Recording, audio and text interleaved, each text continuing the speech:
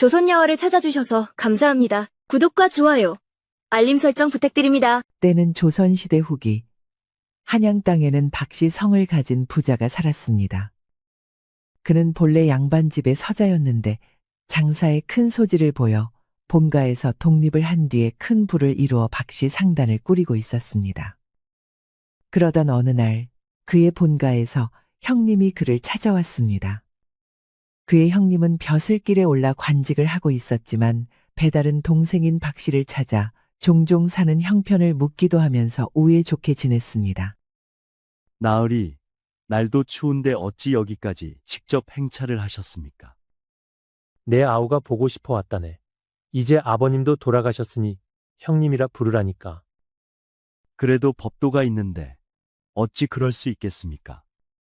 나도 내 아우가 한양도성에서 제일 가는 박씨상단 주인이라 자랑을 하고 싶은데 이렇게 하면 내 그럴 수가 없지 않는가. 부탁일세. 아니 참 형님도 언제든 제 이름을 팔아 행세를 하시라니까요. 제가 이런 살림을 꾸릴 수 있었던 것도 다 아버지가 돌아가시고 형님이 미천을 대주신 덕분이니까요. 그둘은 신분 차이에도 불구하고 참 우애가 깊었습니다. 무엇보다 박 부자의 형인 박선비는 신분의 차이 없이 자신의 동생을 진심으로 아끼고 잘 되기를 빌었습니다. 그 마음을 알았기에 박 부자 역시 박선비를 가슴속 깊이 존경하고 따랐습니다. 내 오늘은 아우에게 부탁이 있어서 찾아왔네. 예, 그것이 무엇입니까? 무엇이든 말씀만 하십시오. 이 아이를 좀 부탁해도 되겠나? 박 부자의 형 박선비는 자신의 뒤를 따라온 10살 정도 먹은 한 아이를 가리켰습니다. 그러고 보니 박선비의 뒤에는 처음 보는 여자아이가 있었지요. 겁을 먹은 듯한 표정이었지만 똘망똘망한 눈망울에 몸가짐이 발랐습니다. 아니, 웬 여자아이입니까? 실은 내 오랜벗의 딸이라네. 이 아이가 태어나자마자 어미가 죽고 내 친구 혼자 이 아이를 키워왔는데 내 친구마저 저번 달에 세상을 뜨고 말았다네. 저런, 친척도 없고 형편도 좋지 않아. 이대로 뒀다가는 길거리 거지가 되거나 기생집에 팔려갈 처지일세. 그렇다고 내가 거두기에도 영 형편이 좋지 않아. 내 이렇게 신세를 부탁하러 왔네. 그랬습니다. 박선비는 양반의 몸으로 태어나 글 공부를 하여 과거에 합격을 하고 관리의 길을 걸었지만 원래도 그리 넉넉하지 못했던 집안인지라 살림살이가 그다지 부유하지는 못했습니다. 거기에 딸린 처자식도 많았으니 군식구를 더 드리기 눈치가 보였던 것이었지요. 하지만 박 부자는 형이 챙겨준 장사 미천으로 크게 부를 일구어 그 누구보다 잘 사는 처지였으니 그 형님이 이렇게 친구의 딸을 의탁하러 온 것이었습니다. 내 평소에 내 식솔들도 자네에게 신세를 지면서 미안하게 됐네만 이 아이가 아주 영특하니 영 쓸모가 없지는 않을 걸세. 걱정 마십시오, 형님. 형님의 친후분이라면 저도 예전에 한 번 뵌 적이 있죠. 제가 잘 거두어 고이 키우겠습니다. 박 부자는 인자한 미소를 띠면서 겁먹은 표정으로 박선비의 옷깃을 잡고 있는 여자아이를 쳐다보았습니다. 순하지만 총명해 보이는 인상이 왠지 마음에 들었지요. 아가, 나도 네 아버지를 뵌 적이 있단다. 참 바르고 올곧은 선비님이셨지. 정말입니까? 어르신도 저희 아버님을 아십니까? 그럼 그때 내가 봤을 때는 너는 겨우 걸음마를 떼던 아기였는데 벌써 이렇게 의젓하게 컸구나. 이제 내 집에서 잘 살 수 있겠느냐? 예. 저를 거두어만 주시면 시키는 일은 뭐든 열심히 하겠습니다. 어쩜 말도 이리 영특하게 하는지. 이름이 무엇이냐? 윤진명입니다. 이룰진의 밝을명. 늘 밝은 기운을 떨치며 살라고 아버님께서 지어주셨습니다. 옳지. 형님, 아이가 참으로 영특합니다. 그렇지? 내 친우 말로는 이 아이가 이미 글도 웬만큼 다 깨우쳤고 산악도 잘한다 하니 상단에서 잘 쓰일 것이네. 잘 부탁하네. 걱정 마십시오. 그리고 들어오셔서 식사를 하고 가십시오. 안 그래도 큰댁에 보낼 쌀섬을 챙겨가려던 참이었습니다. 내가 자네에게 늘 미안하네 그려. 박선비와 박상단의 주인 박부자는 그렇게 서로 우애 있게 지냈습니다. 박부자는 박선비의 집안 형편을 돌보아주고 박상단에게 행패를 부리는 양반이 있으면 박선비가 도와주는 식으로 서로에게 큰 도움이 되기도 했지요. 그런 와중에 박선비가 부탁한 진명이라는 아이를 박부자가 꺼려할 이유는 없었습니다. 오히려 아들만 둘이었던 그는 진명이를 딸처럼 아끼고 좋은 옷을 입히고 좋은 음식을 먹이며 키웠습니다. 그리고 양반의 신분에 맞게 대우를 해주려고 했지요. 하지만 박부자의 아내 김씨 부인의 생각은 달랐습니다. 평양 상단의 딸이었던 김씨 부인은 남편인 박부자가 평소 자신의 형을 챙기는 것도 좋아하지 않았고 거기에 진명이를 남편이 애지중지하는 것도 좋아하지 않았지요. 그래서 진명이를 불러내어 온갖 집안일을 시켰습니다. 진명이 너, 내가 시킨 일은 다 했느냐? 예, 마님. 마당도 다 쓸고 마루도 다 닦아놓았습니다. 지금은 소월이와 함께 가서 빨래를 하고 올 참입니다. 그래, 알았다. 빨래를 하고 와서는 도련님들 글 공부를 돕고 산악 공부도 도와야 한다. 알았느냐? 예, 마님. 걱정 마십시오. 진명은 그러나 앙칼진 김씨 부인의 분부에 한치의 어긋남도 없이 몸을 움직이며 모든 요구를 따랐습니다. 하지만 진명이 더 바지런하고 빈틈없이 김씨 부인의 요구에 응하면 응할수록 김씨 부인은 그런 진명을 이뻐하기는커녕 점점 더 미워하고 구박하기만 했습니다. 아씨는 우리 같은 천것도 아닌데 왜 마님이 이런 험한 일을 시켜도 참고만 있나요? 사람에 따라 할 일이 있고 없고가 따로 있니? 오히려 네가 내 신세보다 나을 거야. 낫다니요. 저희는 대대로 이 박씨 집안에서 종노릇을 하는 중인데 그래도 너는 아프면 품어주는 어머니가 있고 너를 감싸주는 아버지도 있잖니. 나보다는 낫지. 하기는 주인 나으리도 아씨를 잘 돌볼 것처럼 하더니 여기서 마님이 이리 구박을 하시는데도 모른 척만 하시고 계시네요. 모른 척이라니.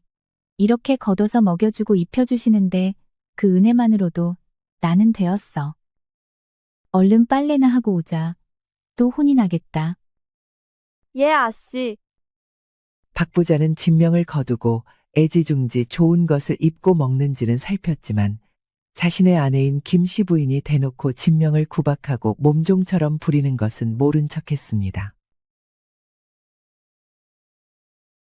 어떤 때는 박부자가 보는 앞에서 대놓고 진명에게 소리를 지르는 것을 보기도 했지만 그때도 헛기침만 하며 외면할 뿐이었지요. 어린 진명은 그것이 서럽고 슬펐지만 그래도 묵묵히 참고 인내했습니다.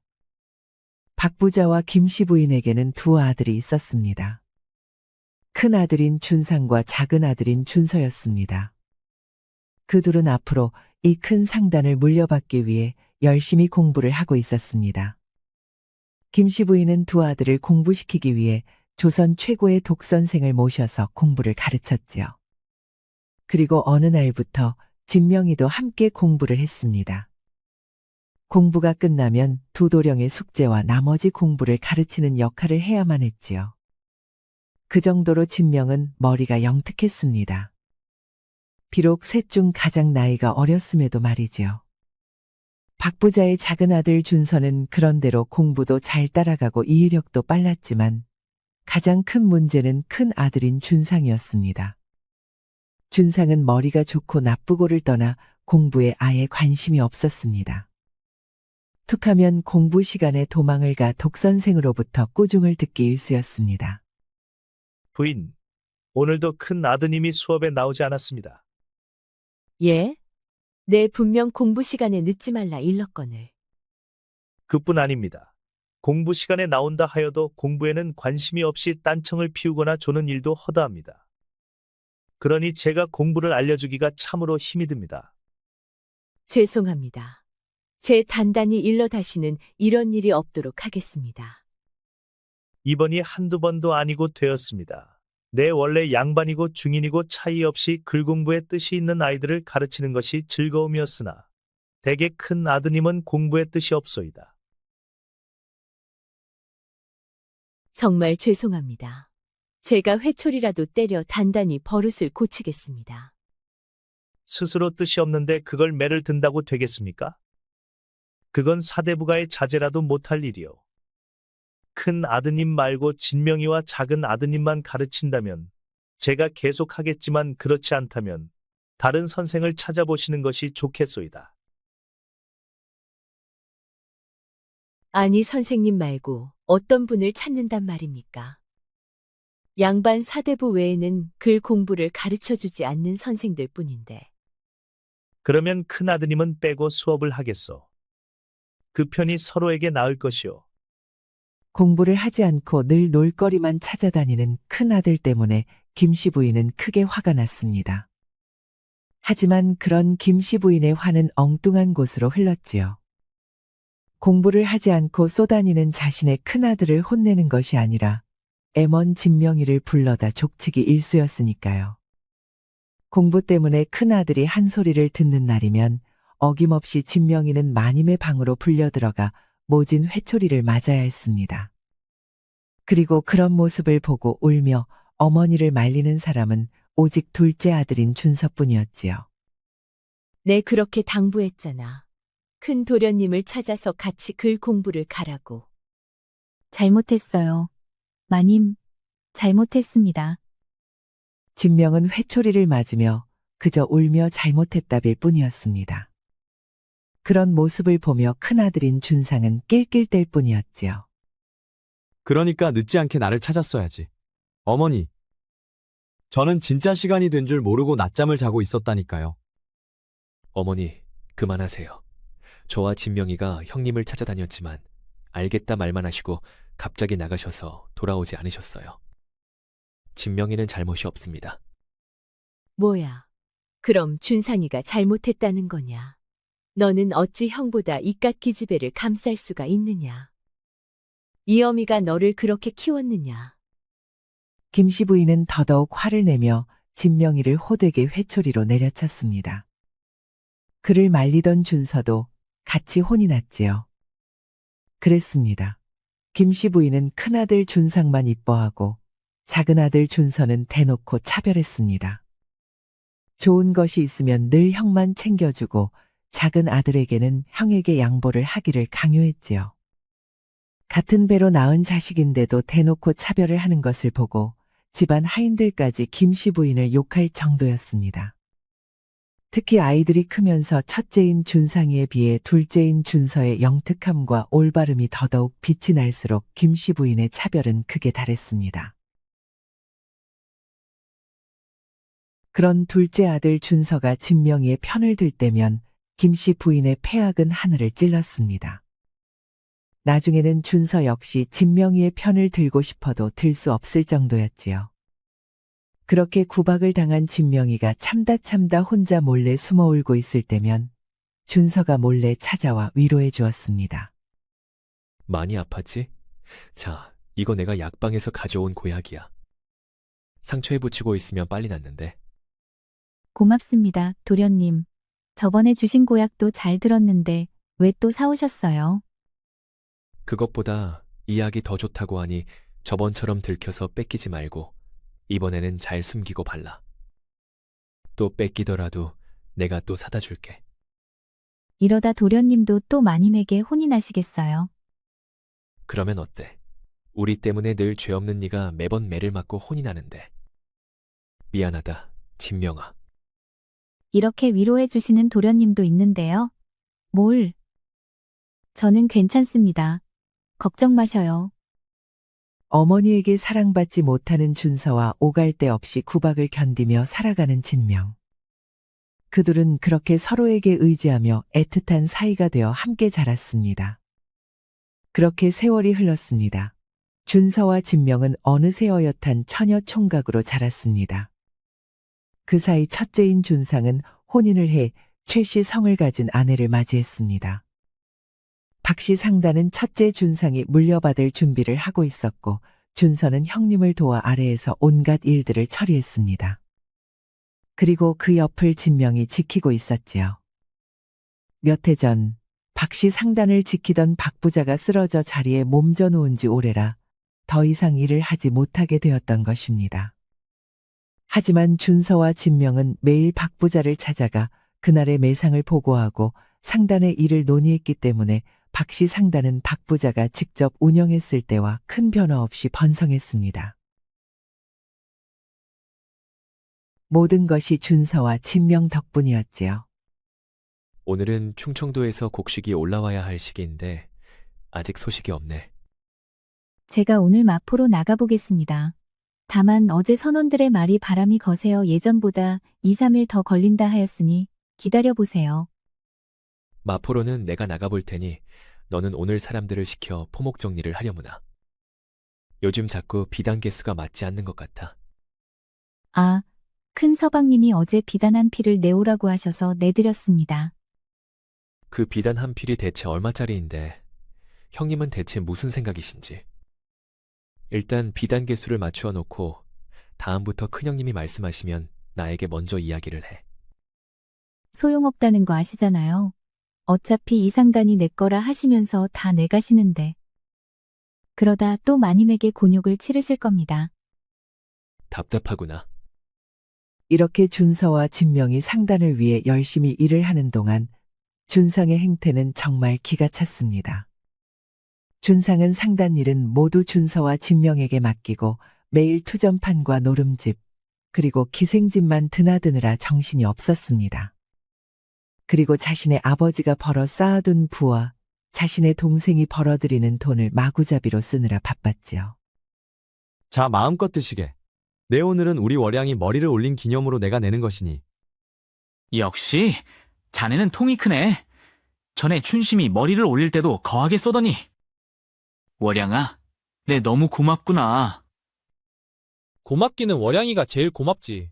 머리를 올리는 대가로 월양이 너 한양의 기와집 한 채 값을 받았다면서.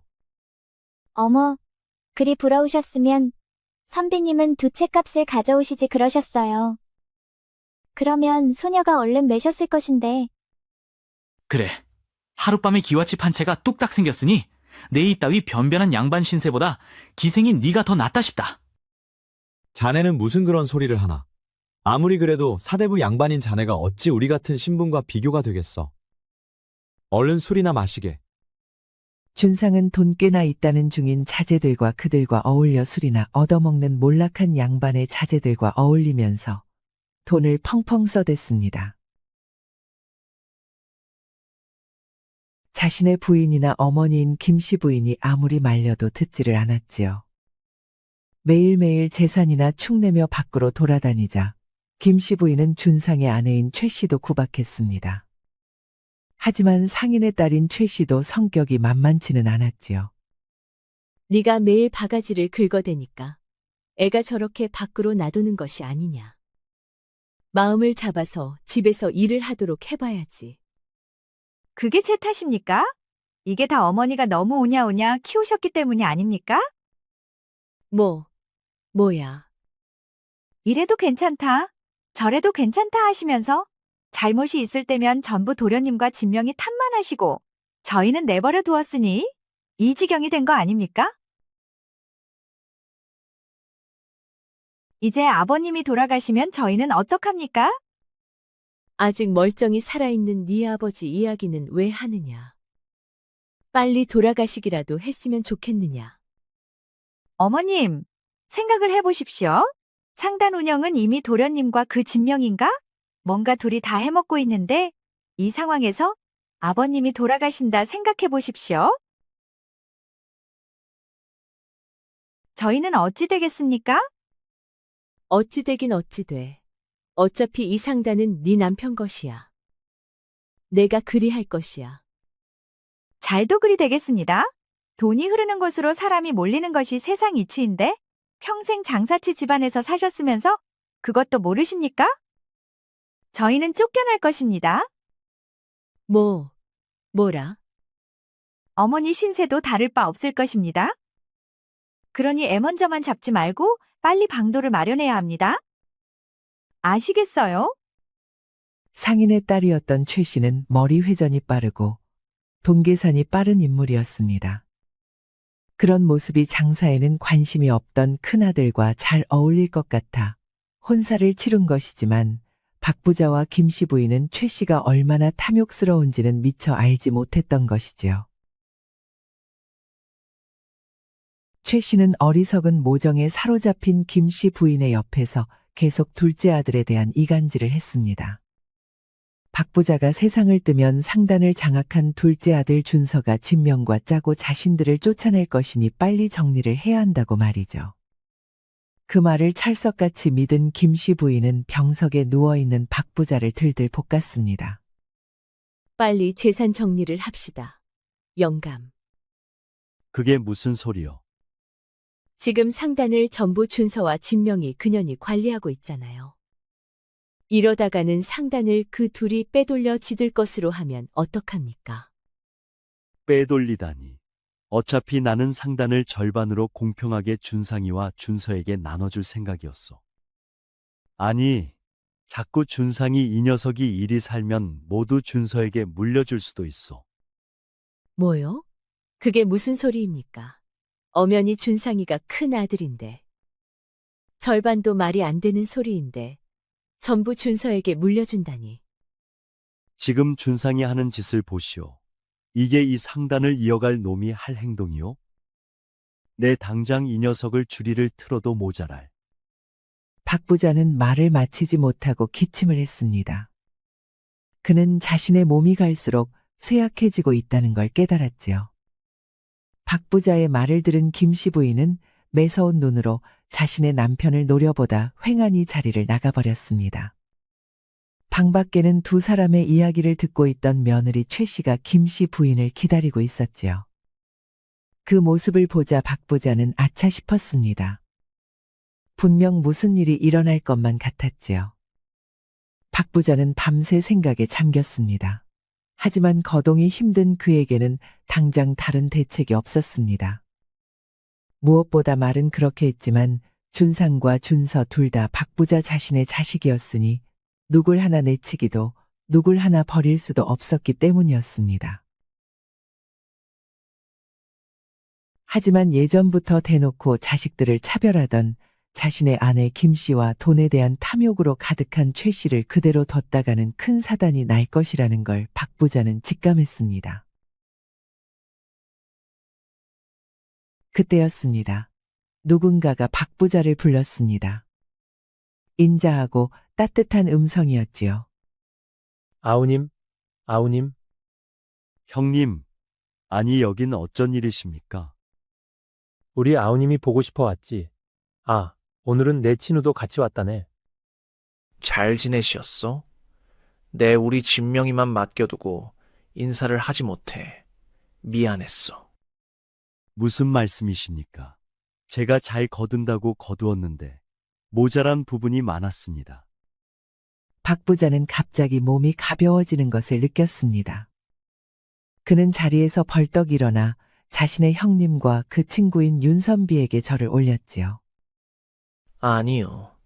우리 진명이가 험한 세상 잘 헤쳐나가도록 일부러 강하게 키운 것을 내 알고 있어. 진명이가 배골치 않고 비단 옷을 입고 산 것은 전부 아우 덕이요. 하지만 제 처가 모질게 대한 것을 막지 못해 송구합니다. 다 좋은 마음으로 그런 것을 알고 있어. 그러나 이번에는 내가 좀 도와야겠기에 이리 찾아왔다오. 예. 아우님, 가서 내 아들에게 준서와 진명이를 데리러 오라고 하시게. 준철이 서방님에게요? 그래, 준철이가 충청도 땅 현령으로 가게 되었으니 같이 딸려 보내고 자네는 큰 아들에게 모든 상단을 맡기겠다고 해. 그것이 모두가 살 길일세. 하지만 그렇게 전부 다 큰애에게 줘버리면 우리 준서와 진명이는 어쩝니까? 준서와 진명이는 알아서 잘할 것일세. 자네가 그리 키웠지 않았나? 우리 아버지가 그랬던 것처럼 벼석 선만 들려 보내면 될 걸세. 아니, 아무리 그래도 괜찮네. 걱정 말게. 그리고 이제 푹 쉬시게. 그 말을 듣고 박 부자는 눈을 떴습니다. 그는 그제야 몇 년 전에 돌아가신 자신의 형님이 진명의 아버지와 함께 자신을 찾아온 꿈이었다는 걸 깨달았지요. 그리고 잠에서 깨자마자 큰 결심을 했습니다. 그날 아침 날이 밝자마자 박 부자는 준서와 진명을 불렀습니다. 이른 새벽에 갑자기 부른 것이라 둘은 어리둥절한 표정이었지요. 박 부자는 둘을 바라보며 말했습니다. 너희 둘은 지금 당장 짐을 싸서 떠나거라. 준서야, 너 사촌 형님인 준철 서방님 댁을 알고 있지? 예, 그렇습니다. 가면 준철 서방님이 기다리고 계실 것이다. 이번에 충청도 땅으로 현령이 되어서 가시니 그 뒤를 따라 잘 모시거라. 아니, 아버님 어찌 갑자기 여기를 떠나라 하십니까? 그것이 네가 살 길이니 묻지 말거라. 갈 때 내 김서방에게 일러 둘 테니 벼석 선만 가지고 가거라. 그것이 내가 이 집에서 줄 수 있는 전부이다. 아버님, 진명아, 너도 준서를 따라가겠느냐?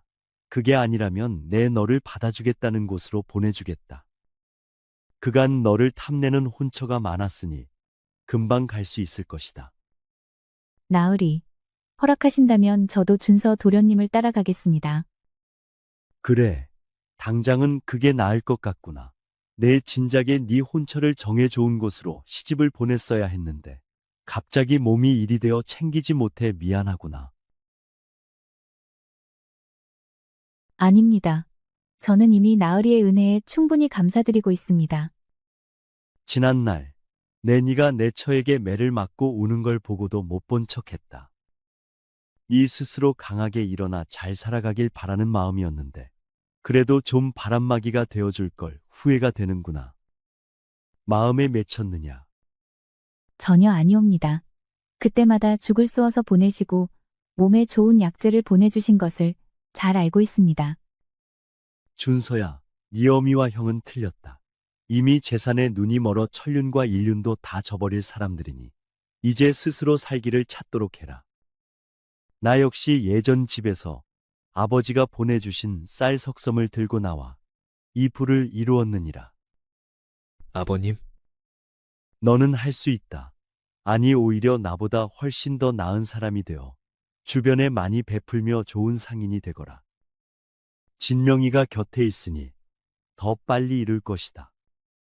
아버님, 꼭 그리하겠습니다. 그때까지 반드시 건강히 지내십시오. 나의 시간은 얼마 남지 않았다. 부고가 전해지더라도 준서 너 혼자 올라와 상만 치르고 가거라. 진명이는 꼭 좋은 혼처를 찾아 주어야 한다. 예, 꼭 그리하겠습니다. 걱정하지 마십시오. 그렇게 이른 새벽에 준서와 진명은 벼 석선만 등에 지고 길을 떠났습니다. 그리고 충청 고을 현령으로 떠나는 사촌 준철 행렬을 따라 먼 길을 떠났지요. 사촌 준철은 그 막대한 부를 두고 거의 맨몸으로 따라오는 준서와 진명이를 의아하게 여겼지만 더 이상 자세한 것은 묻지 않고 살뜰히 서로를 챙겼습니다. 하지만 고을 현령이라고 해서 재산이 큰 것은 아니니 준서와 진명은 낡은 오두막에서 새로운 인생을 시작해야 했지요. 진명은 자신이 챙겨온 놀이개와 가락지를 팔아 작은 초가집을 마련했습니다. 준서가 쌀섬을 팔려 했지만 진명이 말렸지요. 안 됩니다. 그건 나으리가 저희 장사미천을 하라고 주신 것이니 이 놀이개와 가락지를 팔아 집을 구하면 됩니다. 그건 예전에 아버님과 내가 사준 것이 아니오. 그 귀한 걸. 그러니 이것은 온전히 제 것이지 않습니까? 여기서는 값을 더 귀하게 쳐주니 땅도 조금 살 수 있습니다. 장사미천은 장사를 시작할 때 써야 합니다. 그것이 무엇이 다르다는 말이오. 곧 있으면 모내기를 해야 할 때가 되지 않습니까? 저희가 가져온 쌀섬은 벼종자이니 이 한 섬이면 30 맞이기도 충분히 모내기를 할 수 있습니다.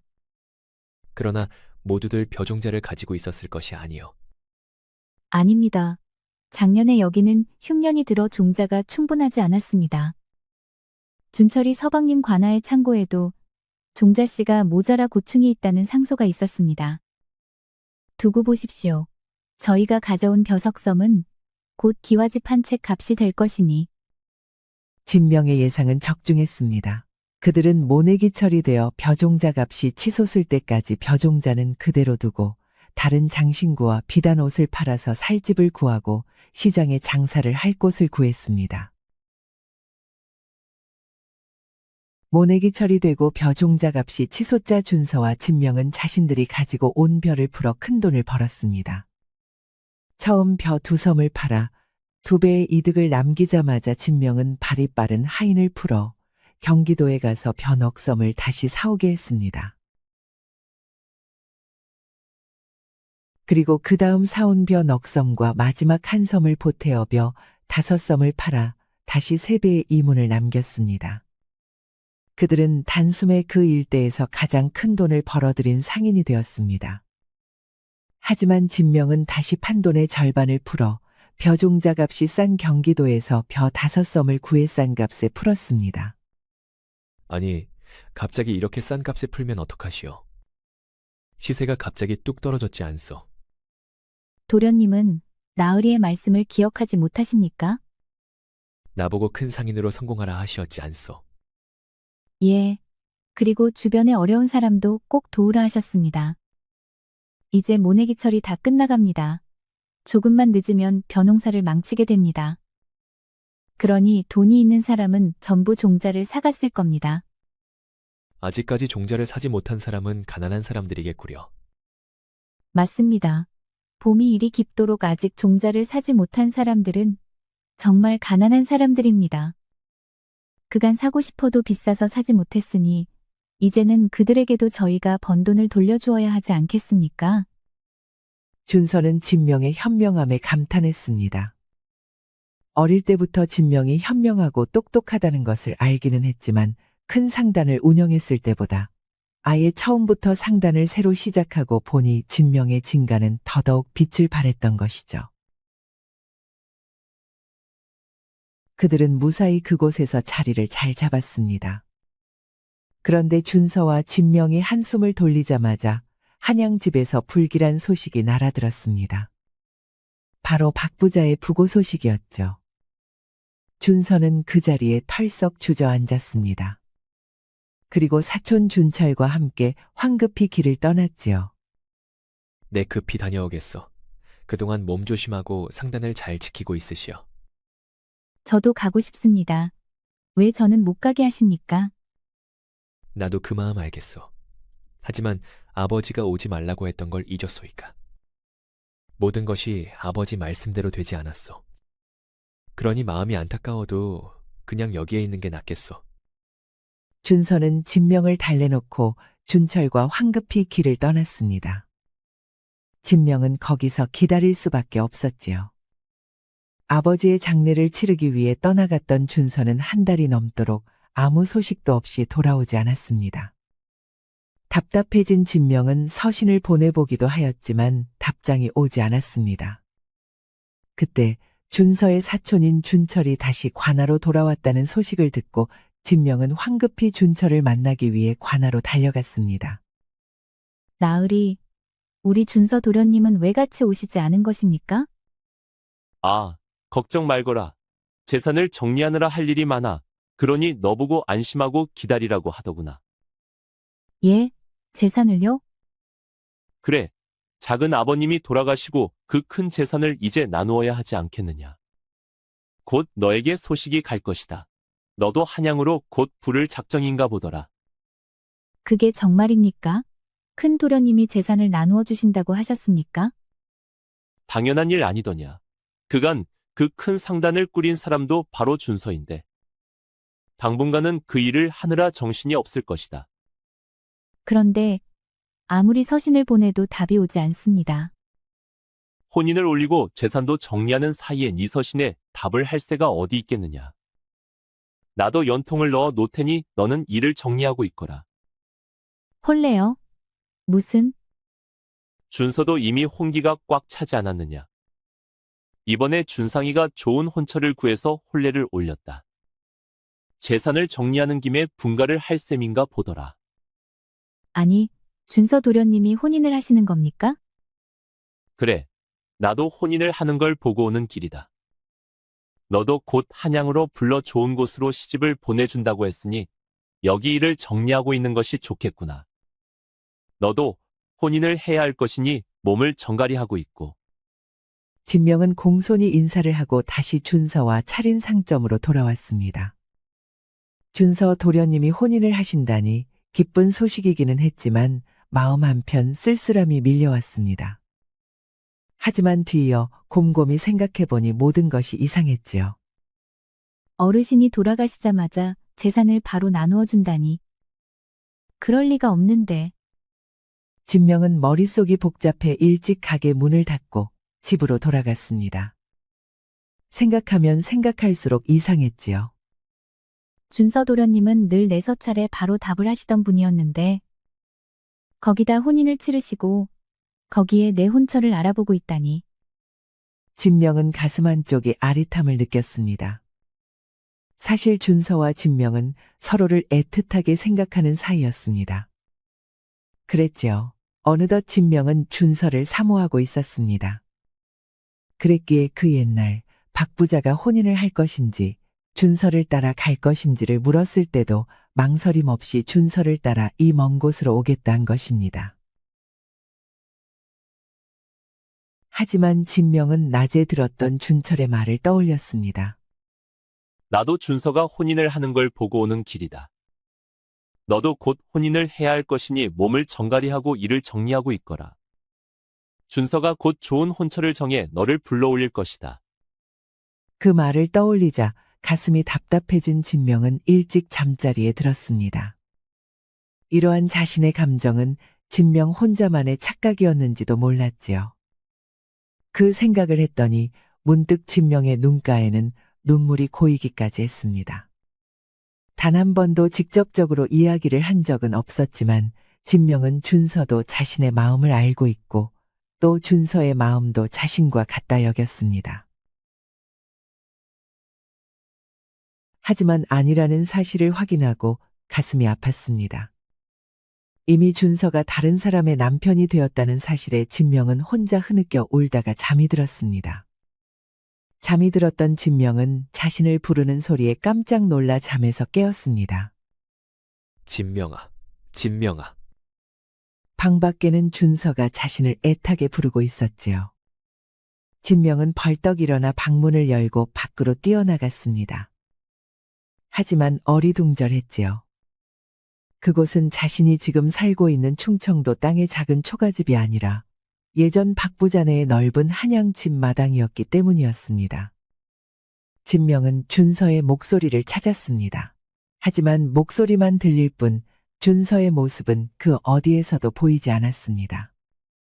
진명아, 진명아. 도련님, 어디 계세요? 네? 진명아, 얼른 나오거라. 얼른. 도련님. 깜짝 놀라 잠에서 깬 진명은 자신도 모르게 집 밖을 나섰습니다. 기분도 이상하고 꿈자리도 뒤숭숭해서 도저히 방에 있을 수가 없었습니다.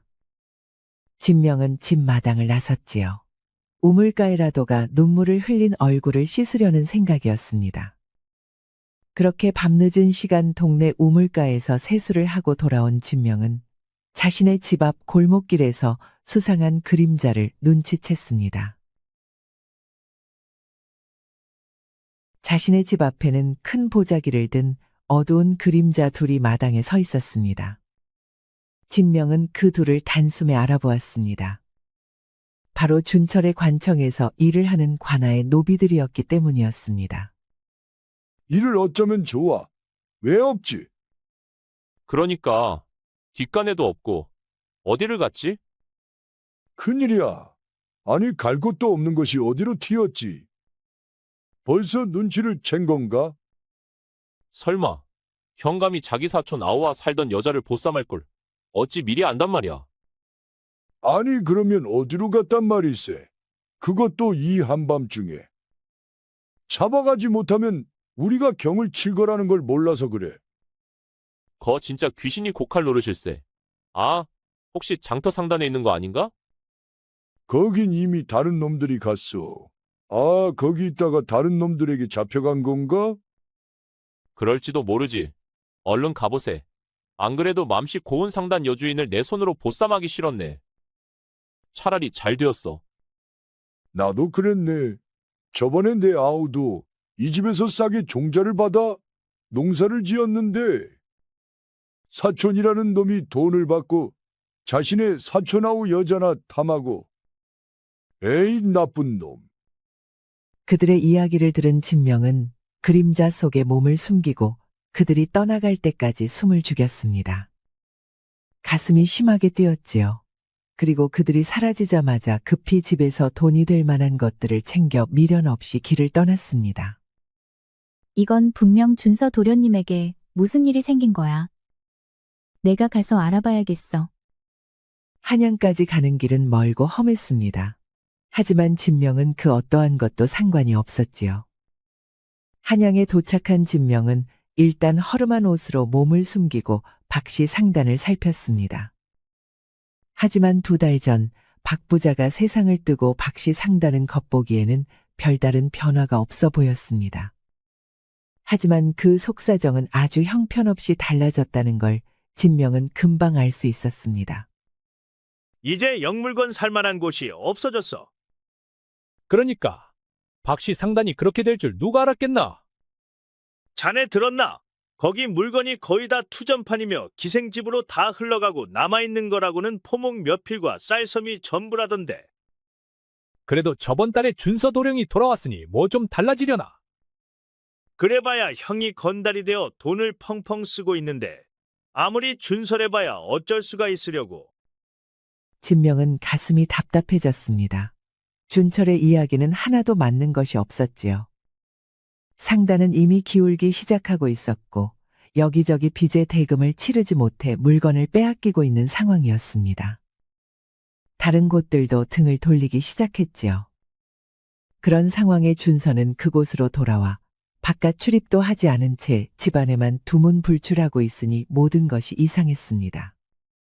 진명은 박 부자의 집 근처에 숨어 있다. 심부름을 하고 돌아오는 소월이를 불렀습니다. 소월아. 어머나 아씨. 그간 어디 계셨어요?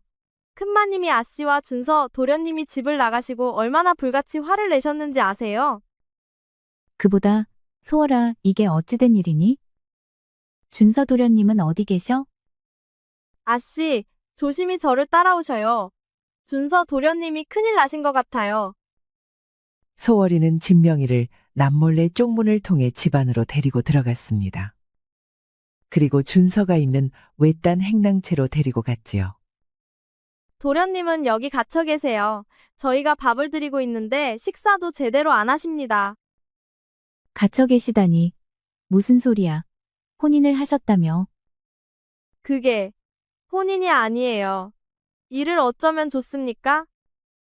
차마 제 입으로 말할 수 없습니다. 아니, 대체 왜 그러느냐? 응? 소월이가 털어놓는 이야기는 너무나도 충격적인 것이어서 진명이도 그 자리에 털썩 주저앉을 수밖에 없었습니다. 박 부자가 진명과 준서를 집 밖으로 내보낸 뒤부터 박씨 상단은 급격하게 기울기 시작했다고 했습니다. 그도 그럴 것이 그간 상단을 꾸려온 사람이 갑자기 없어지니 이를 제대로 볼 사람이 없었던 것이지요. 사람들의 성화에 못 이겨 큰아들 준상이 상단을 지키고 있기도 했지만 아는 것이 없어서 도저히 일을 할 수 없었습니다. 오히려 더 큰 사고를 치기만 했지요. 그걸 보고 가장 화를 낸 사람은 바로 준상의 처 최 씨라고 했습니다. 서방님은 대체 똑바로 하는 것이 무엇입니까? 이런 셈도 제대로 못 맞추셔서 어떻게 이 상단을 이끌려고 하시는 겁니까? 다른 사람이 하면 되지 않소. 정 그러면 당신이 하시던가. 왜 나보고 하라고 난리인 것이오. 되었습니다. 힘들게 일을 하려고 여기 시집을 온 것이 아닙니다. 일을 할 사람을 구하면 그만이지? 그 이후로 최 씨는 친정에서 아는 사람을 한 명 데리고 와 상단을 맡겼다고 했습니다. 하지만 운영이 조금 이상했다고 했지요. 그들은 박 씨 상단의 재산을 조금씩 자신의 친정으로 전부 빼돌린 것입니다. 그러나 그걸 제대로 아는 사람은 없었습니다. 박 부자가 세상을 뜨고 장례를 치르러 왔던 준서가 장부를 살펴보기 전까지는 말이지요. 그리고 준서는 장부를 가지고 따지러 형수의 방으로 갔다고 했습니다. 어두웠던 그날 밤, 박 부자의 아내 김씨 부인은 일찍 잠자리에 들고 큰아들 준상은 그날도 기생집으로 달려가 방탕하게 놀고 있었습니다. 준서는 혼자 장부를 점검하다 준상의 아내 최 씨의 부름을 받고 방으로 갔지요. 도련님이 저를 좀 뵙자고 하셨다면서요? 예. 하지만 오늘은 시간이 늦었으니 내일 낮에 이야기를 하시죠. 낮에는 일이 많아서 일단 이 차를 한 잔 드세요. 친정에서 구해온 귀한 차입니다. 준서는 형수의 권유에 차를 마셨습니다. 향이 좋았지만 입안에 들어오자 역한 냄새가 확 풍겨 준서는 급히 꿀꺽 삼켜야만 했지요. 그 모습을 보던 최 씨는 웃음을 흘렸습니다. 교태를 숨긴 묘한 웃음이었지요. 장부가 이상합니까? 예? 알고 계셨습니까? 형수님이 데려온 사람과 이미 말을 맞춘 것입니까? 어찌 이러실 수 있습니까? 제 남편이 이미 장사해도 그 어디에도 소질이 없다는 걸 알고 있지 않소? 그러니 그 재산을 잘 쓰일 곳으로 가져가는 것뿐이요. 이대로 두면 전부 투전판이나 기생집에서 사라질 돈인데 뭐가 나쁘다고 그러시오? 아무리 그래도 이건 도적질입니다. 저는 절대 그냥 넘어가지 않을 것. 여기까지 이야기하다가 준서는 머리가 핑 도는 것을 느꼈습니다. 쓰러질 것만 같아 준서는 급히 땅을 짚었지요. 하지만 점점 눈앞이 뱅글뱅글 돌았습니다. 그 모습을 보며 최 씨는 깔깔 웃으며 옷고름을 풀었지요. 준서는 눈앞이 아득해졌습니다. 도적질이요? 좋습니다. 진짜 도적질은 오늘 밤 도련님이 하시는 겁니다. 그것도 아주 천륜이 노할 도적질을 말이지요. 다음 날 아침 잠에서 깨어난 준서는 옆에서 곤히 잠든 웬 여인의 모습을 보고 소스라치게 놀랐습니다. 옆에는 바로 자신의 형수가 헐벗은 채 잠들어 있었던 것입니다. 허겁지겁 방을 빠져나가려던 준서는 방 밖을 지키고 있던 준철에게 잡혔지요. 이 금수만도 못한 놈이 어디서 감히. 아닙니다. 아닙니다. 부디 형님과 어머님께는 이 사실을 알리지 말아 주십시오. 준서는 무릎을 꿇고 눈물을 쏟았습니다. 그날 이후로 준서는 바로 이 행랑채에 갇힌 채 아무와도 만나지 못하고 매일 아침 일찍 상단에 나가 일을 하고 밤늦게 돌아오는 생활을 하는 중이라는 것이었습니다. 이야기를 들은 진명은 충격으로 자리에서 한동안 일어나지 못했습니다. 하지만 이상했습니다. 소월아, 준철이 서방님이라고 했느냐? 예, 제가 작은 마님 시중을 들잖아요. 방 앞에서 준철이 서방님과 그 사단이 나는 걸 제가 봤어요. 아니 그런데 그 새벽에 준철이 서방님은 그걸 어찌 알고 거기가 있었던 것이냐? 그것도 사촌 안 사람의 방 앞에. 그러고 보니 그것도 그러네요. 소월아, 이제부터 내 부탁을 좀 들어다오. 꼭 들어주어야 한다. 진명의 부탁을 들은 소월은 조용히 사라졌습니다. 그리고 어두운 밤을 틈타 진명은 준서가 갇혀있는 방문을 조용히 열고 손짓을 했지요. 도련님, 접니다. 진명. 진명아, 네가 어찌 여기까지 왔어? 쉿 도련님. 이제부터 제 말을 잘 들으십시오. 그래야 여기서 무사히 나가실 수 있습니다. 진명아, 나는 금수만도 못한 놈이다. 나는 준서는 울먹이며 진명의 손을 잡았습니다. 하지만 진명은 그런 준서의 손등을 짝 하고 때렸지요. 정신 차리세요. 도련님. 도련님은 결백하신 분입니다. 저는 그런 도련님을 믿는데 왜 도련님은 스스로를 못 믿는 것입니까? 진명아, 자, 얼른 서두르세요. 지금 바로 기생집으로 가시는 겁니다. 아셨죠?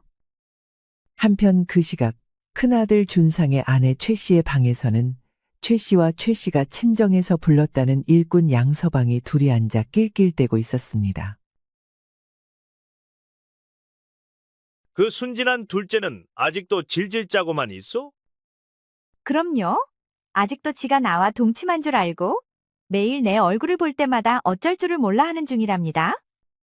하, 순진한 녀석. 잘 되었어. 이렇게 대충 있다가 멀리 내쫓아 버리지 뭐. 당신 서방은 어찌할 거야? 어쩌긴 뭘 어째? 그냥 내버려두면 기생들 치마폭에 쌓여 있다. 빈털터리가 되면 쫓겨나겠지? 그때까지 일이 어떻게 된 걸지도 모를걸? 그럼 내 편하게 일을 처리하면 되겠네. 재산을 야금야금 빼돌리기도 귀찮았는데 둘째만 얼른 처리하면 아예 다 처분해서 우리 뜹시다. 아이, 그렇게만 되면 얼마나 좋아? 얼른 먼 곳으로 가서 살아요, 우리? 그들의 대화를 듣던 진명은 조용히 혀를 찼습니다.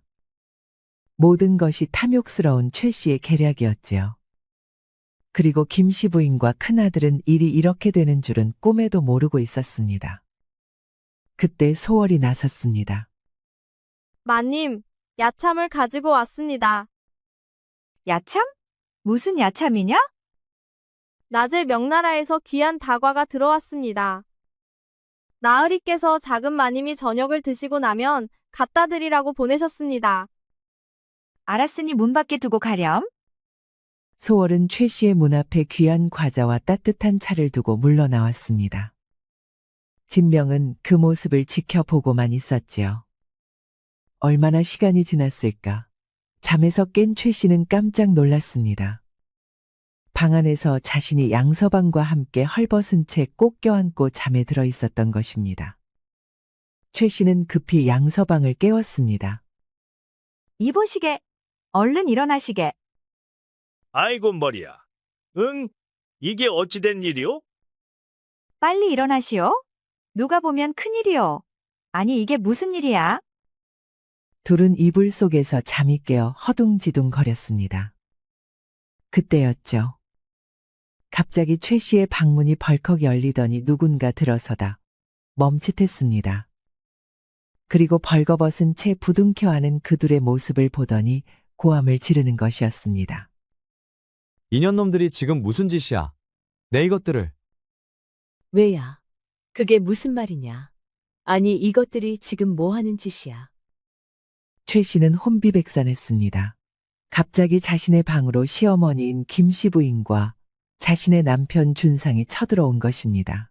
야밤에 준서가 기생집으로 달려가 준상을 데려온 것이지요.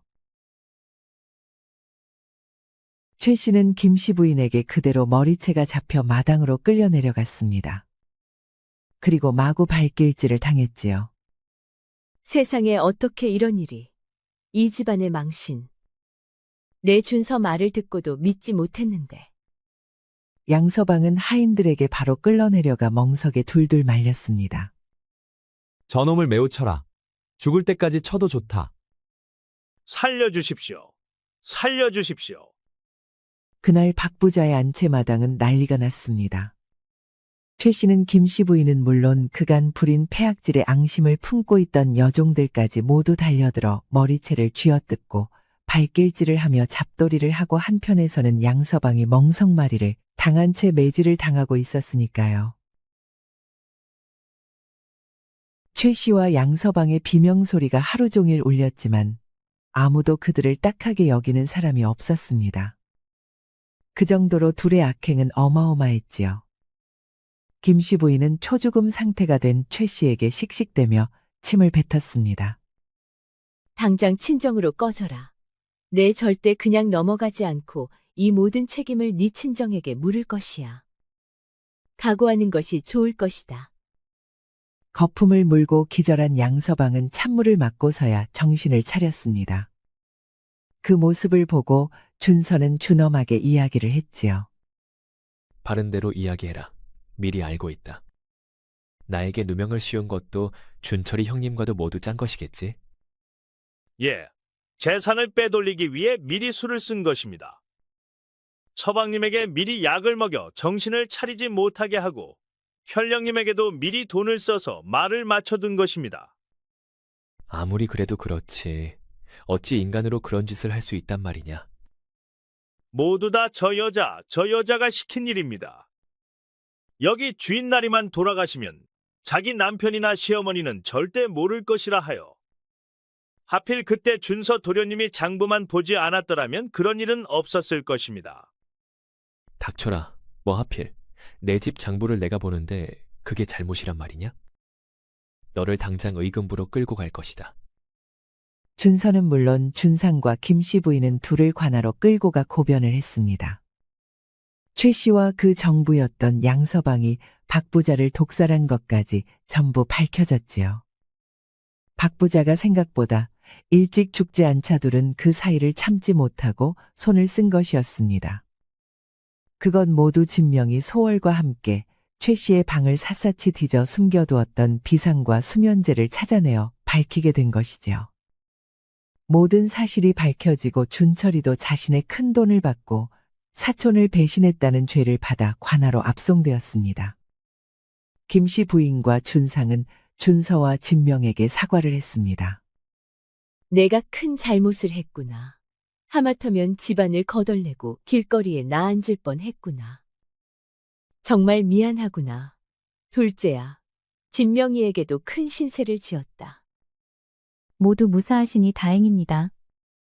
내 어릴 때 네가 너무나 총명해서 미워했다만 이제는 내 어리석음이 이를 이 지경으로 만들었으니 인정을 해야겠구나.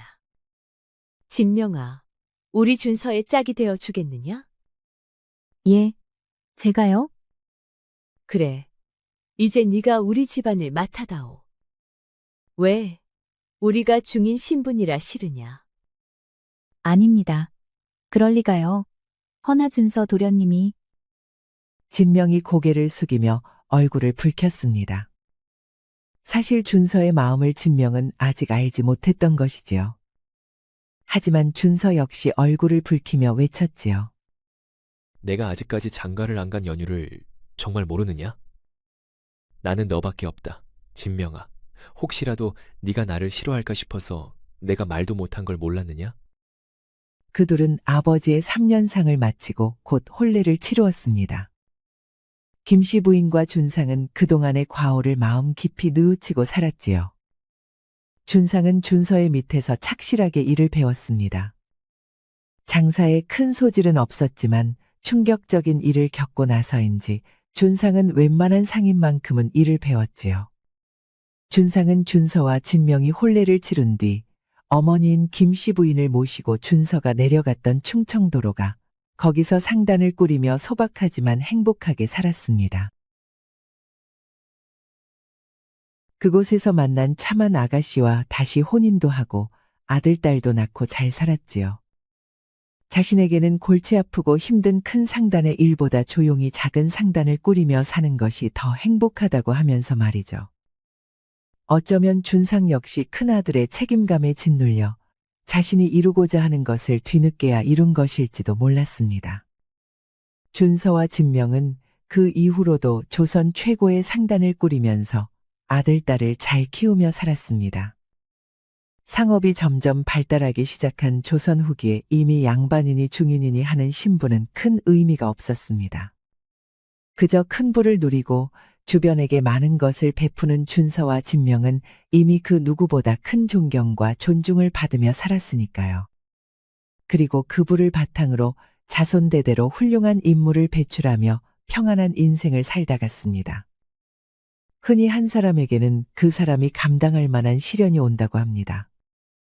그리고 그 사람이 감당할 만한 그릇의 자리가 온다고도 하지요.